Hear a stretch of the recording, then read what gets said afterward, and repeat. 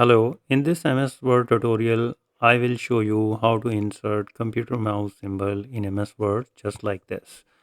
So what you have to do is you just need to press Alt key and then press 128433 from the numeric side keypad and release the Alt key. And here you can see that the mouse symbol has been inserted, and here you can increase the size, select the mouse, and then here you can increase the size, and here you can apply also the text effects and like this one.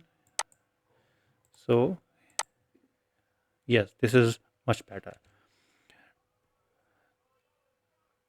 The alt text code is 1F5B1 and press Alt X. So for your convenience, I am writing the alt text code here 128433.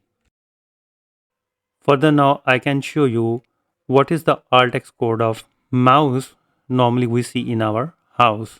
For this, you need to press 1F400 and alt X.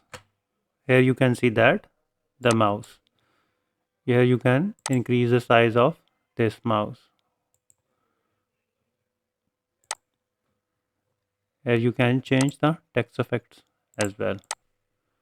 So I hope in this way you can easily learn that how to insert computer mouse symbol in MS Word. So if you like the video, please comment, share and subscribe. Thank you very much.